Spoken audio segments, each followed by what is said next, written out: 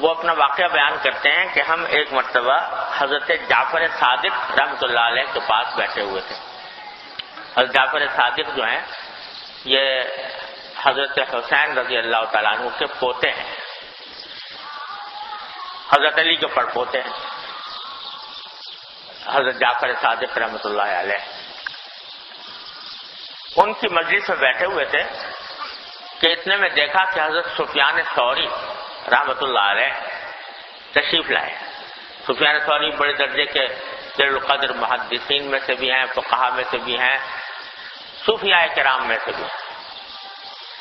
تو وہ تشریف لائے، اس لیے آئے کہ حضرت جعفر صادق بڑے بزرگ تھے اور نبی کریم صلی اللہ علیہ وسلم کے اہل بیت سے تعلق تھا، تو ان کی مجلس میں شرکت کے لیے آئے تاکہ ان سے نبی کریم صلی اللہ علیہ وسلم کی کچھ باتیں سنیں.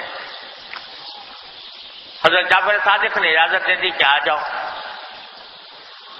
تو جب وہ بیٹھ گئے تو جعفر صادق رحمۃ اللہ علیہ نے فرمایا سفیان ثوری سے کہ بھائی سفیان صاحب، آپ ایسے آدمی ہیں کہ جو حکومت کے لوگ ہیں وہ آپ کو اکثر و بیشتر طلب کرتے ہیں، کیونکہ سفیان ثوری رحمۃ اللہ علیہ بڑے درجے کے بزرگ تھے، بڑے عالم تھے.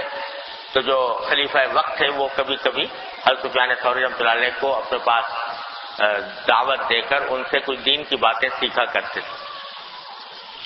تو آپ تو ایسے آدمی ہیں کہ حکومت کے جو خلیفہ جو حاکم ہے وہ آپ کو اپنے پاس بلاتا ہے اور آپ سے وعظ نصیحت سنتا ہے، اور میں ایسا آدمی ہوں کہ حکومت میرے پیچھے لگی رہتی ہے.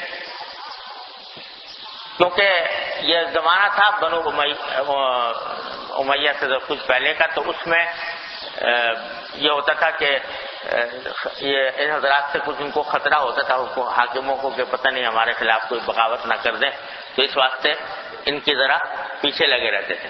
تو کہا بھائی دوسرے الفاظ میں یہ کہا کہ حکومت جو ہے وہ تو آپ کے سے کو بلا کر آپ سے باتیں کرتی ہے اور ہمارے خلاف ہے، ہمارے پیچھے لگی رہتی ہے. تو کہیں ایسا نہ ہو کہ آپ کے میرے پاس آنے کی وجہ سے کہیں آپ کو کوئی نقصان پہنچے، اس لیے میرے خیال میں بہتر یہ ہے کہ آپ میرے پاس زیادہ نہ بیٹھیں، جلدی چلیں. تو حضرت سفیان ثوری نے فرمایا کہ میں تو آپ سے کچھ حدیث سننے آیا ہوں، کوئی حدیث سنا دیجئے، رسول کریم صلی اللہ علیہ وسلم کی کوئی روایت، کوئی حدیث سنا دیجئے جو آپ کو پہنچی ہو، تو میں وہ سن کر چلا جاؤں. اتحدث فاقول. تو اس پر حضرت جعفر صادق رحمۃ اللہ علیہ نے یہ حدیث سنائی. حدیث کیا سنائی؟ فرمایا میرے والد نے مجھے یہ حدیث سنائی تھی. والد سے مراد زین العابدین رحمۃ اللہ علیہ جو حسین کے صاحبزادے ہیں. میرے والد نے مجھے یہ حدیث سنائی تھی میرے دادا سے،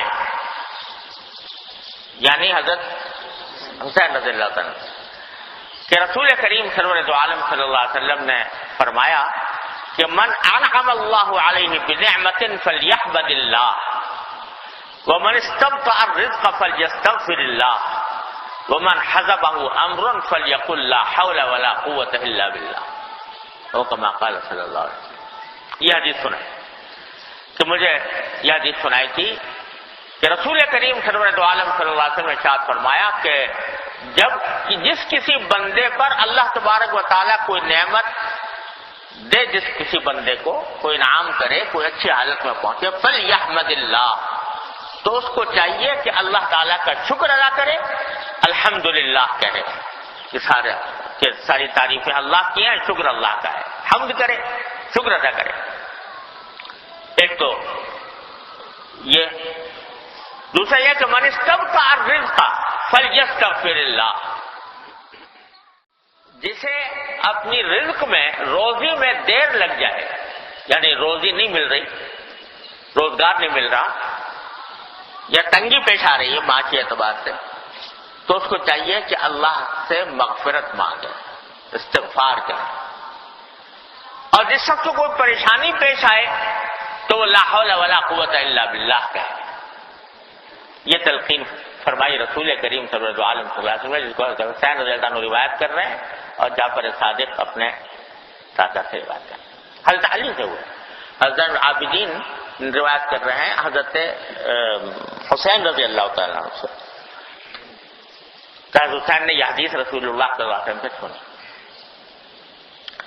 تو 3 باتیں فرمائیں اور تینوں بڑی عظیم کہ جب کوئی نعمت ملے اللہ تعالیٰ کا شکر ادا کرو. اور یہ وہی بات ہے جو کئی ہفتوں سے عرض کر رہا ہوں کہ ہمارے بزرگ حضرت عارف قدس اللہ تعالیٰ صدر اللہ تعالیٰ کے درجات بلند فرمائے وہ ہمیشہ اس کی تلقین فرمایا کرتے تھے اور ان کے طریق کا یہ خاص نرالا انداز تھا کہ بندے کو شکر گزار بنا دو تو انشاءاللہ وہ راستہ پا جائے گا, سیدھے راستے پر لگ جائے گا. تو پہلی بات تو وہی ہے. دوسری بات یہ ہے کہ وہ سب کا رزق فلیستغفر اللہ. رزق میں جب کبھی دیر لگنے لگے, کوئی آدمی روزگار کی تلاش میں ہے, روزگار نہیں مل رہا, پیسوں کے انتظار میں ہے, پیسے کم معلوم ہو رہے ہیں, معاشی طور پر تنگی کا شکار ہے, تو فرمایا کیا کرے؟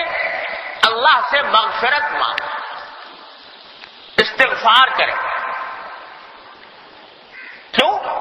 اس لیے کہ یہ جو الجھن میں مبتلا ہے, پریشانی میں مبتلا ہے, تو یہ قرآن کریم کی ایک آیت میں فرمایا گیا کہ ما اصابکم من مصیبت فبما کسبت ایدیکم ویعفو عن کثیر. تمہیں جو کوئی مصیبت پہنچتی ہے, غم, صدمہ, تکلیف, پریشانی, جو کوئی تکلیف پہنچتی ہے وہ در حقیقت تمہارے ہی اعمال کا نتیجہ ہوتا ہے. تو اس کا مطلب یہ کہ اگر کبھی تمہاری مراد پوری ہونے میں دیر لگ رہی ہے, دعائیں مانگے جا رہے ہو اور ایسا لگ رہا ہے کہ وہ پوری نہیں ہو رہی, کوشش کر رہے ہو, کوشش کامیاب نہیں ہو رہی, دن رات اس کے پیچھے لگے ہوئے ہو لیکن کوئی حربہ کارآمد نہیں ہو رہا, تو کیا کرو؟ استغفار کرو.